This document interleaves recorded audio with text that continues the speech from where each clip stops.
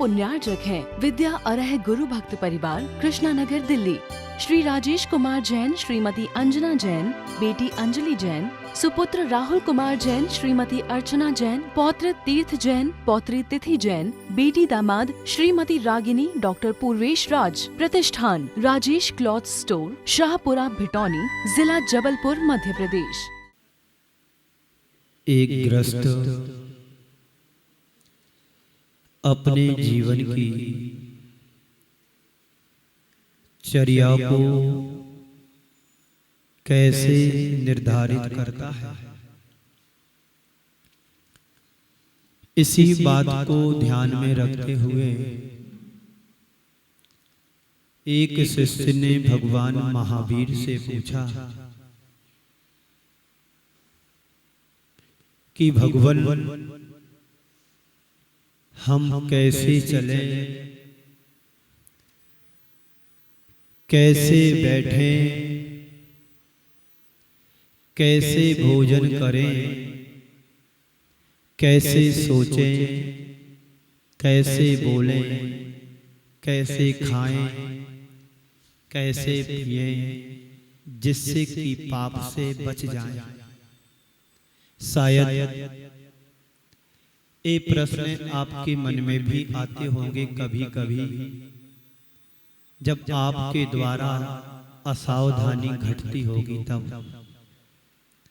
आप बैठते भी हैं, उठते भी हैं, सोचते भी हैं, खाते भी हैं, चलते भी हैं, चेष्टाएं भी करते हैं, पर कभी मन में ये विचार आया कि हम पाप से कैसे बचें।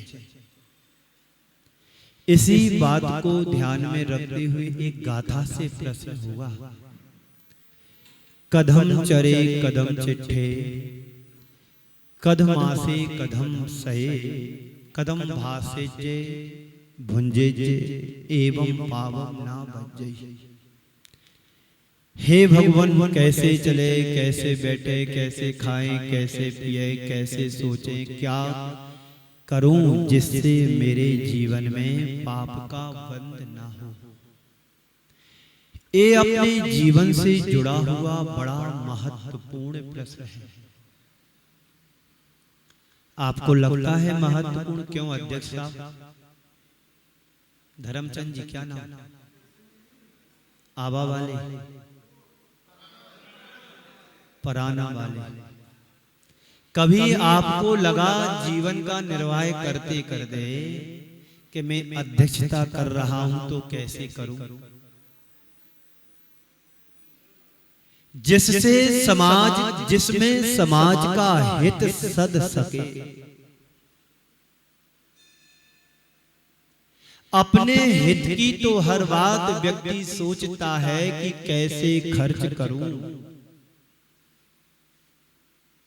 लेकिन कभी मन में विचार आता है कि जन साधारण के हित में कैसे खर्चा करूं। मैं कमाता हूं तो परोपकार के क्षेत्र में मैं कैसे कार्य कर सकूं। अपने बेटे की शादी करना है तो कोई हिसाब किताब नहीं रखते हैं, बस होने दो। एक ही लक्ष्य रहता है, अच्छे से अच्छा प्रबंध हो और अच्छे से अच्छे संबंध हो।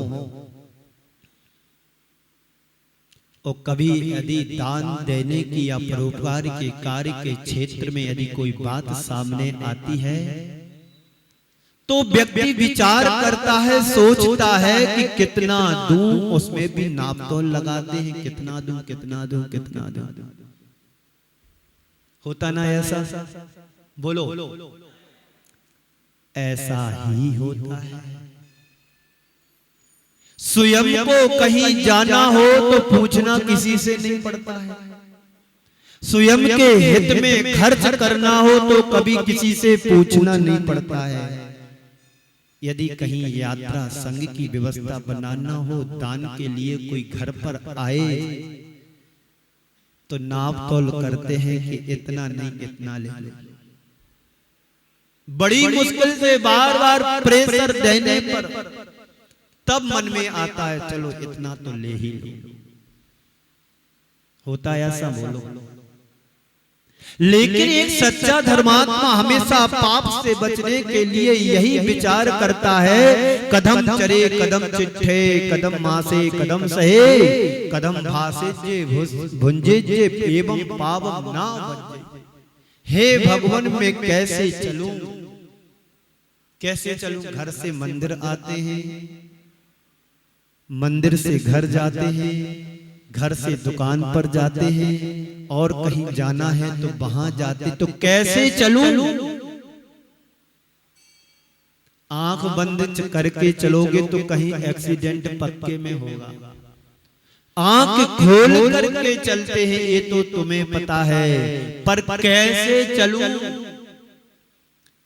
जीवों की रक्षा करते हुए चलूं, मेरे द्वारा किसी जीव की हिंसा ना हो जाए, ये ध्यान में यदि बात रहती है तो तुम्हारा चलना इरियापत समिति से हो गया। भले जीव मर जाए उसके पाप पुण्य से, पर तुम्हें पाप नहीं लगेगा, पक्का है। आगम के वचन है कि हम देख करके चल रहे हैं, सावधानी से चल रहे हैं, जीवों को बचाने का हृदय में कोट कोट करके भाव भरा है। यदि धोखे से कोई चींटी कीड़े मकोड़े आकर के दब जाएं और मरण को प्राप्त भी हो जाए, तो आचार्यों का कहना है तुम्हें हिंसा का दोष नहीं लगेगा। तो भगवान महावीर से गौतम स्वामी ने यही पूछा कि भगवान कैसे चलें, कैसे उठें, कैसे बैठें, कैसे खाएं, कैसे पिए, क्या कैसे सोचें, आदि आदि प्रश्न किए। तो भगवान महावीर ने बड़ा उत्तर दिया होगा कि व्रतों का पालन करो, बड़ा उत्तर दिया होगा, व्रतों का पालन करो, मुनि बन जाओ, दीक्षा ले लो, जिससे पाप का बंध नहीं होगा। नहीं, बहुत संक्षेप में उन्होंने उत्तर दिया। क्या कहा? जदम चरे जदम चिट्ठे, जद मासे जदम सहे, जदम भासे जे भुंजे जे एवं पावम ना बचे। क्या कहा? तुम अपने आप को यदि पाप से बचाना चाहते हो तो क्या करो? जदम चरे यानी यत्न पूर्वक चलें, मतलब सावधानी से देख करके चलें। कैसे चेष्टा करें? जदम चिट्ठे यानी यत्न पूर्वक कोई भी चेष्टा करें जिससे पाप का बंध ना हो। कैसे बैठे? जदम मासे जदम सहे यानी यत्न पूर्वक बैठो और यत्न पूर्वक सो, यत्न पूर्वक बोलो, सोच समझ करके बोलो, विचार करके बोलो कि मेरे द्वारा बोला हुआ एक शब्द भी किसी को चुभ ना जाए। कभी झगड़े नहीं होंगे, घर गृहस्थी में भी ऐसा ही करना है, लौकिक व्यवहार में भी ऐसा करना है। अभी आप लौकिक व्यवहार में कैसे करते हैं? किसी ने एक अपशब्द धोखे से या गुस्से में आकर के आपको प्रयोग कर लिया, इधर आइए, बस इतना, क्या हो जाएगा? मेरे को ऐसा बोला, सुनते नहीं हो, इधर आओ। कितने बार बुलाया, ध्यान भी नहीं देते, क्या हो जाएगा? आपने तो इस लहजे से बोला, सामने वाले को इससे डबल गुस्सा आएगा, मेरे को ऐसा बोलते। यही बात तो भगवान महावीर कह रहे हैं, कैसे चेष्टा करें कि मेरे वचनों से किसी को ठेस ना पहुंचे। आपने महाभारत के बारे में भी सुना होगा, एक शब्द ने महाभारत मचा दिया। अंधे के अंधे, अंधों के अंधे होते, बस इतना ही तो कहा था, सुन के टाल देते, शायद उस समय भगवान महावीर नहीं हो। उत्तर देने वाले, प्रश्न करने वाले तो हर भाव में हर समय है। हमारे पास भी, सबके पास भी प्रश्न करने वाले तो आ जाते हैं, पर उत्तर भी तो वैसा ही होना चाहिए। कल एक सज्जन ने प्रश्न किया, महाराज श्री आप घर गृहस्थी में नहीं रहे, पर अनुभव तो तुम्हारे बहुत अच्छे हैं, अनुभव तो बहुत अच्छे हैं। मैंने कहा अनुभव को देख करके भी तो मिलते, जरूरी है कि कीचड़ में फंसो फिर नहाओ। कीचड़ को देख करके बचना भी तो पड़ता है, बच करके निकल जाओ। अनुभव कर लो तो पैर डालेंगे कीचड़ में तो पैर में कीचड़ लगेगा, फिर उस कीचड़ को साफ करने के लिए पानी की भी जरूरत होगी। अब कुएं का पानी कहां से लाओ, कमंडलू में तो थोड़ा सा पानी है। तो भैया जिसमें कीचड़ ना लगे, सावधानी से साइड से रास्ता है, थोड़े बच करके निकल जाओ। फिर मैंने उनको उत्तर दिया, ये बताओ सबको पता है जहर खाने से मरते हैं, पर ये बताओ खुद ने अनुभव किया क्या? जहर खाने से व्यक्ति मरता है, सबको पता है, पर किस किस ने जहर खा करके बताया कि मैं मर गया? ये सबको पता है कि जहर खाने से व्यक्ति मरता है। तो बस मैं आप लोगों को देखता हूँ, आपके चेहरे पढ़ता हूँ और अनुभव कर लेता हूँ कि इसका परिणाम ये निकलता है। तो जदम चरे जदम सहे, जद मासे जदम सहे, जदम भासे जे भुंजे जे पावम एवं पावम ना बजही। तो भगवान कहते हैं यत्न पूर्वक चलो, यत्न पूर्वक बैठो, यत्न पूर्वक चेष्टा करो, यत्न पूर्वक खाओ, यत्न पूर्वक बोलो, यत्न पूर्वक जियो, सावधानी से जीवन जीना सीखें। इस संवाद पर जब व्यक्ति का ध्यान जाता है तो जैन दर्शन का चिंतन और गहरा हो जाता है। भगवान ने यह नहीं कहा कि तुम्हें पाप से बचना है तो रोज मंदिर में जाकर के बड़ी बड़ी पूजन करो, यही ना ही यह कहा है कि रोज मंदिर में जाकर के शास्त्र के पन्ने पलटो तो तुम पाप से बच जाओगे। कहा क्या भगवान ने? महाराज जरूर कहते हैं कि स्वाध्याय करना चाहिए, दान देना चाहिए, पूजन करना चाहिए, संयम का पालन करना चाहिए, है ना, देव पूजा, गुरुओं की उपासना करना चाहिए, त्याग करना चाहिए, ये तो जरूर कहते हैं, पर भगवान ने नहीं कहा। पर जो कहते हैं वो भगवान की वाणी ही कहते हैं, ये पक्का है।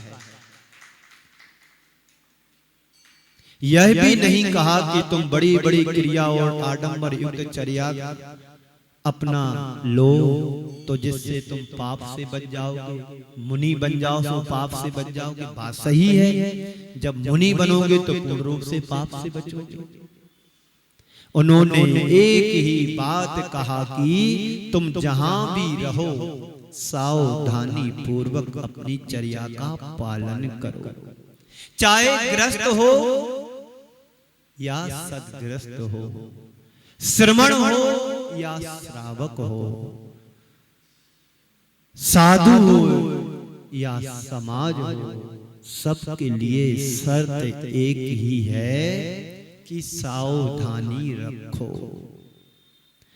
हर जगह तुम सावधानी रखोगे तो आप पाप से बच जाओगे, वरना कोई बचाने वाला।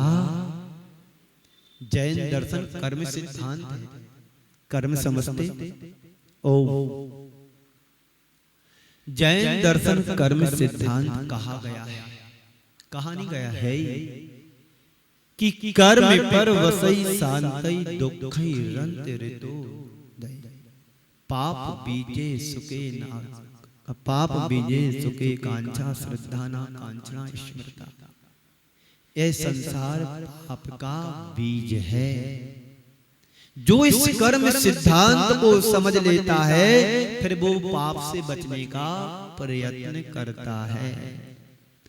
अगर हमारे अंदर विवेक है, विचार है, तो हम अपनी किसी भी क्रिया में संलग्न भी क्यों ना रहें, तो क्या होगा?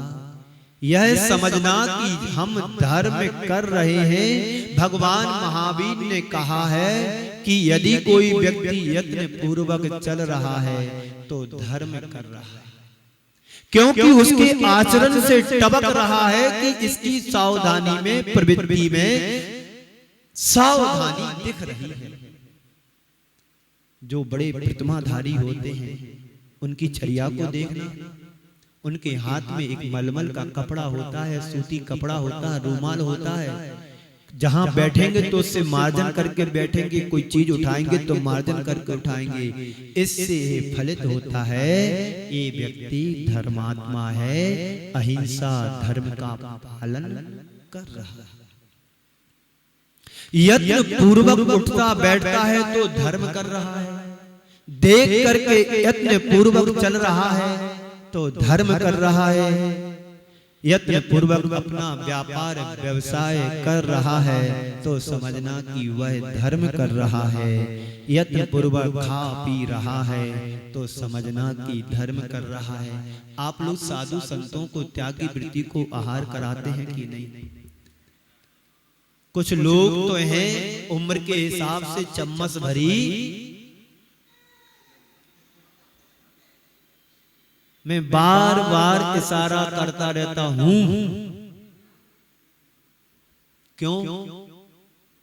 अंतराय से डर लगता इसलिए नहीं, अंतराय से डर लगता इसलिए नहीं बोलता हूं, कहता हूं, इशारा करता हूं। आपको शिक्षा देने के लिए इशारा करता हूं कि तुम कैसे सीखोगे कि शोधन करके भी देना चाहिए।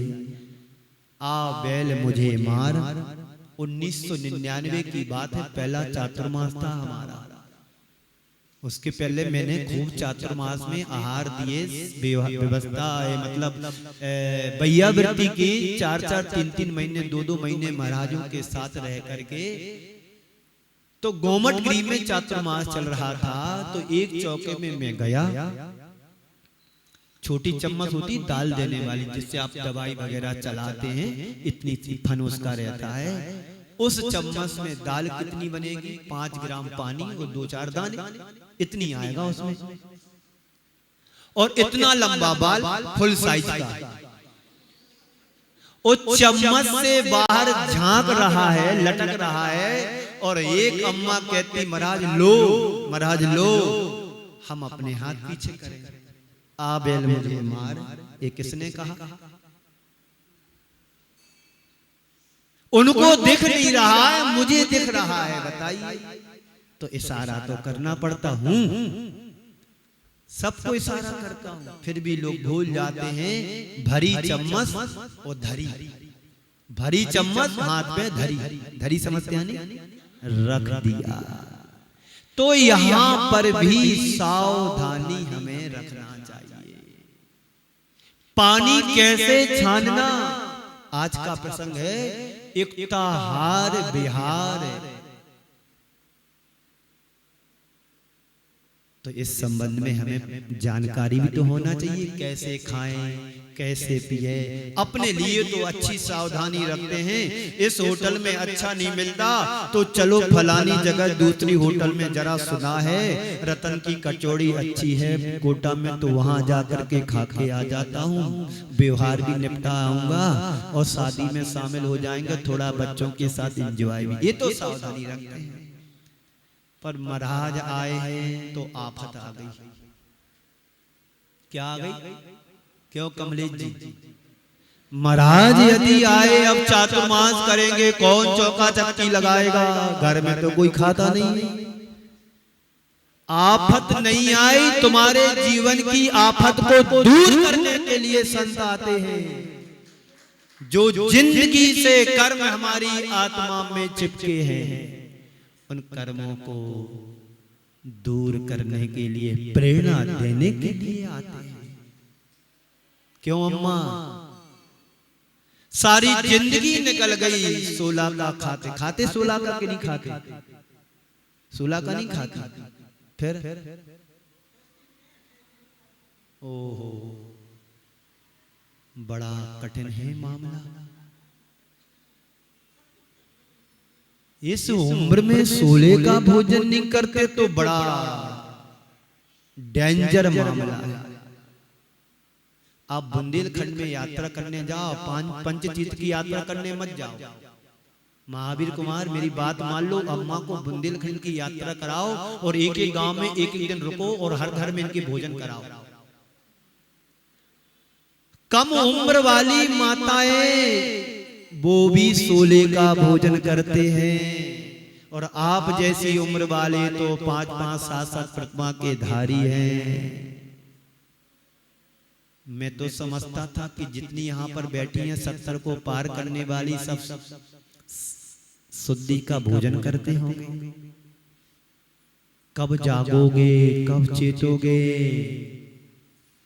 जीवन का कल्याण करना यदि हम चाहते हैं तो वृत्ति बनो, शुद्ध भोजन करने का संकल्प लो कि मैं अपने घर में शुद्धि का भोजन करूंगी। और कोई त्यागी वृत्ति आता है धोखे से तो उनको भोजन कराने के बाद में भोजन करूंगी।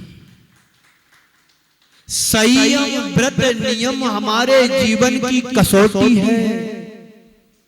सोने को कसने का उसका पत्थर अलग होता है और आत्मा को कसने के लिए संयम व्रत नियम होते हैं। कैसे कल्याण होगा?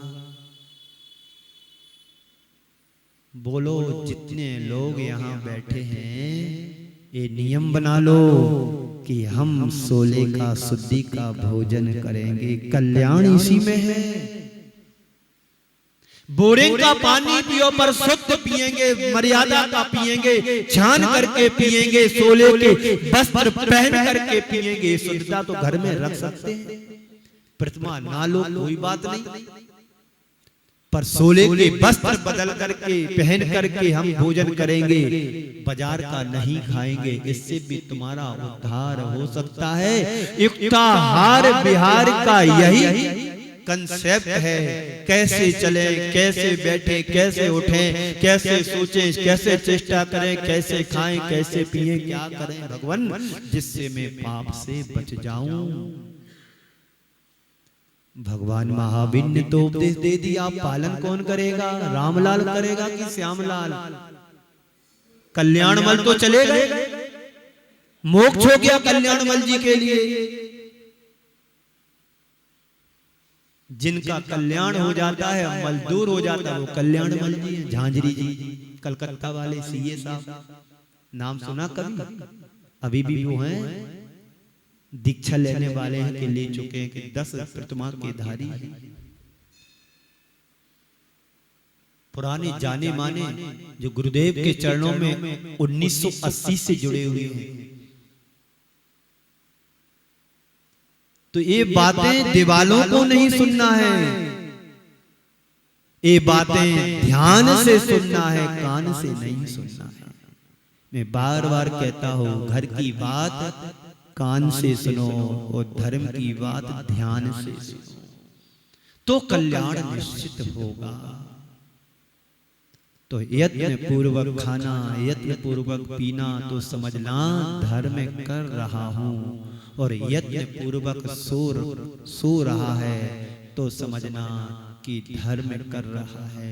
जब सोने के लिए बिस्तर पर जाओ तो बिस्तर को उठा करके देखो कहीं चींटी आती तो नहीं है, कोई कीड़े मकोड़े तो नहीं आ गए। बिछे हैं डल्लब के गद्दा तो बिछे हैं, जिंदगी निकल जाती है उन गद्दों की पूरी, तो कभी उठा करके पलट के नहीं देखते कितनी धूल हो जाती है।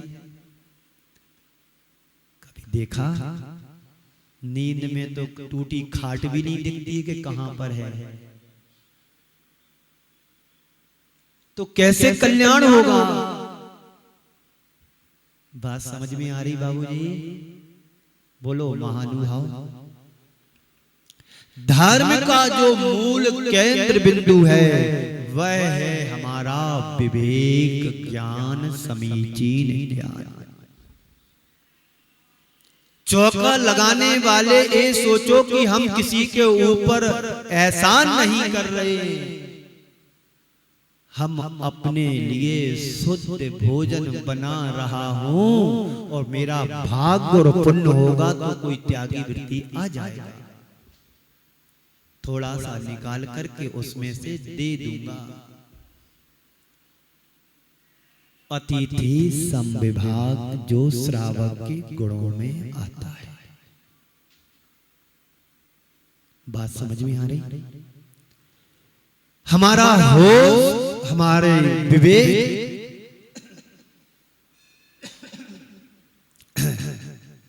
वह है हमारी जागृति, वह है हमारी सावधानी। यदि हम क्रिया में सावधानी रखते हैं तो हम 24 घंटे धर्म ध्यान कर रहे हैं।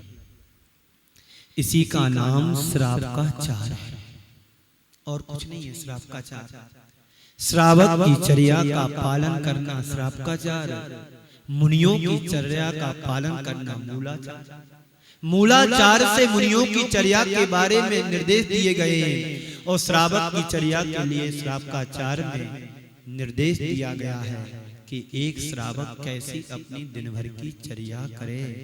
खट कर्म से बचने के लिए सठ कर्मों को अपनाना हमारे आचार्यों ने उपदेश दिया है कि 24 घंटे में जो हम खट कर्म करते हैं उन खट कर्मों से बचने के लिए सठ कर्मों की व्यवस्था बनाई है। जब युग के आदि में कल्प वृक्षों से सामग्री मिलना बंद हो गया था तो ऋषभदेव ने कहा था कि तुम अब घबराओ नहीं, तृतीय काल का अवसान हो रहा है, अब चतुर्थ काल आ रहा है। यहाँ पर कर्म तुम्हें करना पड़ेगा। उन कर्मों को बतलाने के लिए 60 कर्मों की व्यवस्था, असी मसी कृषि वाणिज्य विद्या और कला, 6 कर्म ऋषभदेव ने बतलाए थे। एक कर्म करोगे आजीविका चलेगी, खुद की और तुम्हारे आश्रित रहने वाले लोगों की।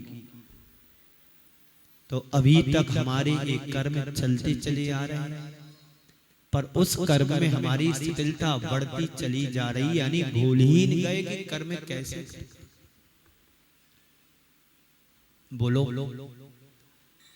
तो भगवान महावीर ने यही कहा कि जदम चरे जदम चिट्ठे, जद मासे जदम से, जदम भासेजे भुंजेजे एवं पावम ना बचई। यदि तुम पाप से बचना चाहते हो तो यत्न पूर्वक चलो, यत्न पूर्वक चेष्टा करो, यत्न पूर्वक बैठो, यत्न पूर्वक सो और यत्न पूर्वक बोलो और यत्न पूर्वक भोजन पानी करो। यानी सावधानी पूर्वक सारी जीवन की चर्या करेंगे तो जो पाप होने वाला था तत्संबंधी उत्पाप से हम बच सकते हैं।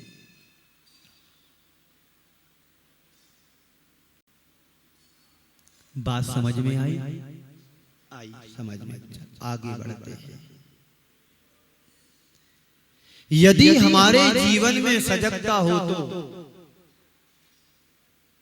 हम कहीं भी रहें, यह समझना कि धर्म हमारे जीवन से जुड़ा हुआ है। आप घूमने के लिए विदेश भी चले जाना, और यदि तुम्हारे जीवन में सावधानी है, सजगता है, विवेक है, तो वहां पर भी तुम धर्म का पालन कर सकते हो। हमारे संपर्क में ऐसे बहुत से युवा हैं जो भारत से दूर रह करके विदेशों में भी यहाँ से ज्यादा धर्म ध्यान कर रहे हैं। प्रमाण सागर जी के संपर्क में हजारों युवा इंडिया से बाहर विदेशों में रह करके भी विशुद्ध धर्म ध्यान करते हैं। पर्युषण पर्व में यहाँ से पंडित लोग जाते हैं, 10 लक्षणी कराते हैं, प्रतिष्ठाएं कराते हैं, विधान कराते हैं। आप कितना धर्म ध्यान करोगे, उससे ज्यादा विशुद्ध वो धर्म ध्यान करते हैं। यहाँ पर तुम्हारे अंदर शिथिलता है, चलो ये महाराज नहीं दूसरे आ जाएंगे, दूसरे नहीं तीसरे आ जाएंगे, चलो एक की उपेक्षा करी तो दूसरे खड़े।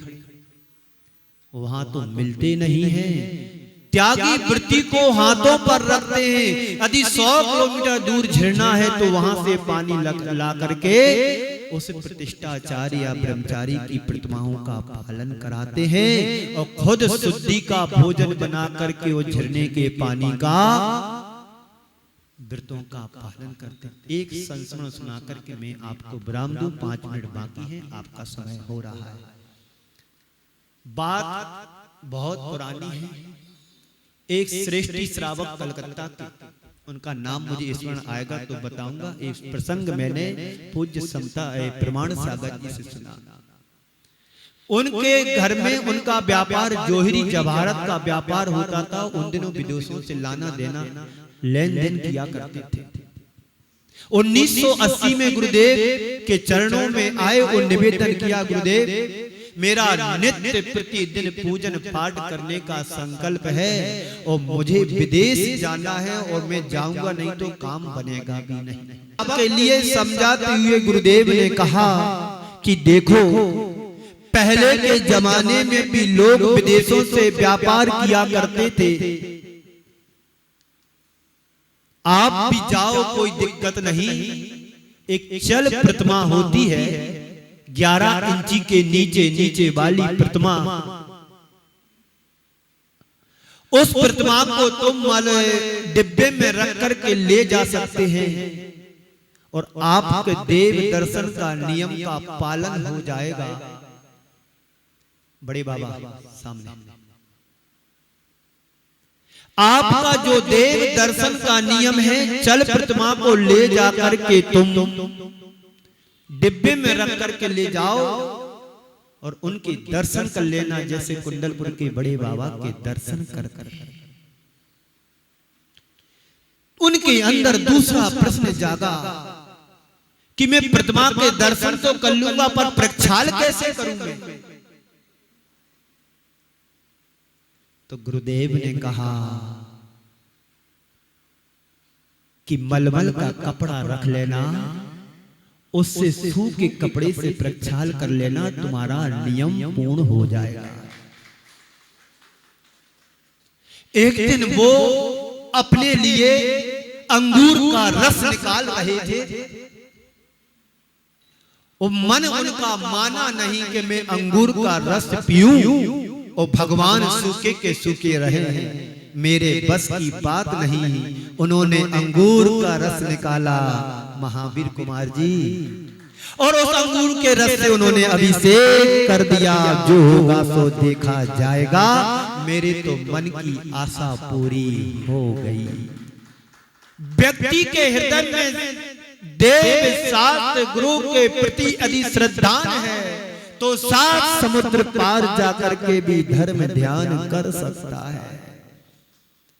जब व्यापार करके बाहर लौटे, विदेश से देश आए, उनके अंदर मन में एक गिलानी चल रही थी। गिलानी कहो या अंदर विकल्प चल रहा था कि मैंने अंगूर के रस से अभिषेक कर दिया, मेरे से गलती हो गई। अब चलो गुरुदेव के चरणों में जाते हैं और प्रायश्चित ले लेता।